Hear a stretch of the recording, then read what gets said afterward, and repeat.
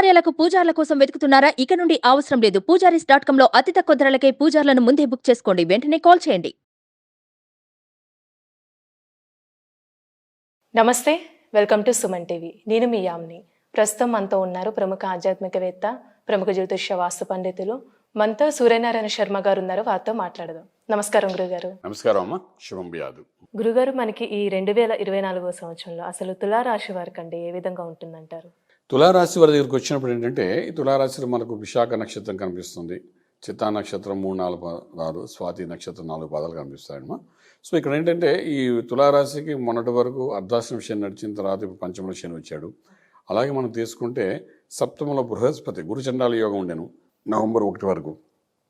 ఆ తర్వాత రాహు పక్కకి జరిగాడు. దాంతో ఏంటంటే గురు యొక్క దృష్టి స్వయంగా సప్తమ భావంలో ఉన్నాడు. అదొక ప్లస్ పాయింట్ తులారాశి వారికి. అలాగే మన తులారాశి చూసుకుంటే రాశికి ద్వితీయంలో అంటే నవంబర్ నుండి చూస్తే ఎలాగైతే మారిందో, అలాగే జనవరి 1 నుండి సెకండ్ హౌస్లో స్టార్టింగ్లో మొదటి రోజుని బుధుడు ప్లస్ రవి శుక్రుడు యొక్క ప్రభావం కనిపిస్తుంది. అలాగే తృతీయంలో చూసుకుంటే కుజుడు ప్లస్ రవి యొక్క ప్రభావం కనిపిస్తుంది. పంచంలో శనీశ్వరుడు, అలాగే షష్ఠ స్థానంలో రాహు, సప్తమంలో బృహస్పతి, అలాగే మనకు ఒక లాభంలో చూస్తే, లాభం కాదు వ్యయంలో చూస్తే కేతు యొక్క ప్రభావం కనిపిస్తుంది. సో మనకు ఫస్ట్ హాఫ్ తీసుకుందామండి. మనకి ఏంటంటే గురుడు మిగిలిన 2 గ్రహాలు అక్కడే ఉండిపోతాయి, మారవు కాబట్టి. బృహస్పతి మే 1 మారుతున్నాడు కాబట్టి బృహస్పతి మారే వరకు మంచి మంచి నిర్ణయాలు తీసుకోవాల్సి వస్తుంది వీడు.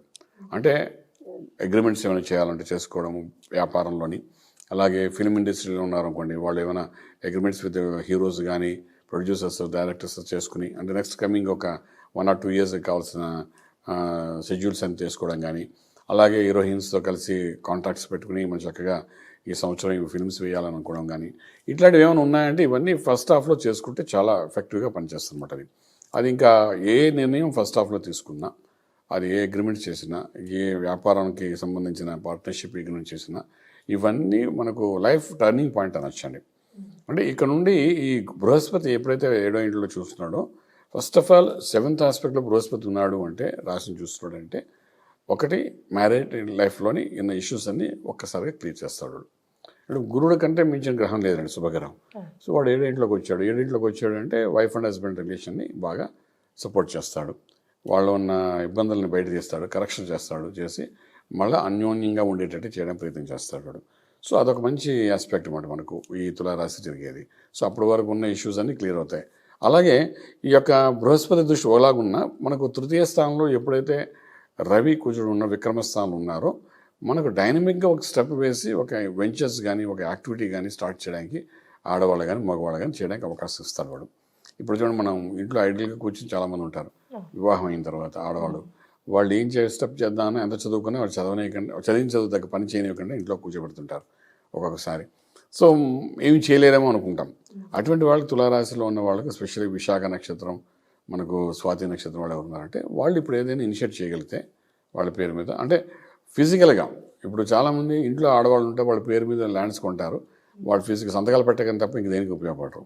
ఏమంటే మీ పేరు మీదే కదా పెట్టామంటారు. వ్యాపారం అంతా వ్యాపారం వాళ్ళ పేరు మీద పెడితే వీళ్ళు రన్నింగ్ అంతా వీళ్ళు చేస్తుంటారు మగవాళ్ళు. అలా కాకుండా ఫిజికల్గా ఏమైనా ఇనిషియేట్ చేయగలిగితే కొత్తగా తులారాశి వాళ్ళకి అది రైట్ టైం అని చెప్పచ్చు పటం. తులారాశిలో అన్ని నక్షత్రాల వాళ్ళకి రైట్ టైం అని చెప్తాం. అది ఇక్కడ మళ్ళీ ఏంటంటే పంచమంలో శనీశ్వరుడు ఉన్నాడు కాబట్టి అది కూడా ఒక యోగం కింద చెప్తాం. పంచమ స్థానం శని యోగిస్తాడు. పిల్లలు పుట్టిన వాళ్ళకి సంతాన దోషం ఉంటే అవన్నీ పోతాయి. ఈ టైంలో ప్రయత్నం చేస్తే సక్సెస్ఫుల్ అవుతారు. అలాగే కొన్ని మ్యారేజెస్ అవ్వకుండా మధ్యలో ఆగిపోయి ఎంగేజ్మెంట్ తర్వాత మధ్యలో అయిపోయిన వాటిని మనం ఇప్పుడు సమన్వయపరుచుకుంటూ వెళ్ళగలిగితే ఈ ఫస్ట్ హాఫ్లో అది మళ్ళీ రీకనెక్షన్ అయ్యే అవకాశం ఉంటుంది. అలాగే లాస్ట్ 25, 30 years, 32 years, 36 years వచ్చేసి కూడా పెళ్లి కాని వాళ్ళు చాలామంది ఉంటారు.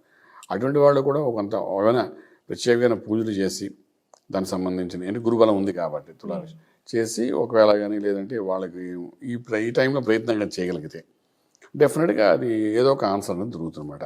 అంటే ఇవన్నీ మ్యారిటల్ లైఫ్కి అనేది లైఫ్లో ది బెస్ట్ లైఫ్ అన్నమాట. అంటే ఫస్ట్ హాఫ్ అంతా మన ఇండివిజువల్గా ఉన్న మొత్తం లైఫ్ ఎండింగ్ వరకు ఉండేది మ్యారిటల్ లైఫే. సో దానికి కరెక్ట్గా పునాది పడాలి. ఆ పునాది పడడానికి ఇది రైట్ టైం. ఫస్ట్ 5 monthsలో మనకు ప్లాన్ చేసుకోగలిగితే మోస్ట్ సక్సెస్ఫుల్గా ఉంటుంది చెప్తాం అన్నమాట. ఒకటి సో అది మనకు తులారాశి వరకు ఒక positive energy from the beginning. అంటే జనవరి 1 నుండి ఆ గురుబలం ఉంటుంది కాబట్టి ఈ ఫస్ట్ 5 monthsలో వాళ్ళు ఏంటేం చేస్తారో అది సంవత్సరం అంతటికి అది కాసేస్తుంది. అని చెప్పచ్చు మేడం. గురుగారు ఇప్పుడు వ్యవసాయ రంగానికి సంబంధించి ఈ రాశి వారికి ఇయర్ ఏ విధంగా ఉంటుందండి? ఇక వ్యవసాయం అనేసరికి మనకు బేసిక్గా ఈ గురుబలం ఒకటి ఉంది కాబట్టి గోధుమలు అది పెంచడానికి బాగానే పెంచుతారు, పండించడానికి అవకాశం ఉంటుంది. అలా వ్యవసాయ క్షేత్రంలో ఒక 20 to 25% ప్రాఫిటబుల్గానే వెళ్తుంది వాళ్ళకి. అలాగే మనది తీసుకుంటే పెస్టిసైడ్స్ తీసుకోండి, వాళ్ళకు కూడా లాభదాయకంగా ఉంటుంది. కెమికల్స్ సంబంధించిన వాళ్ళు లాభదాయకంగా ఉంటుంది.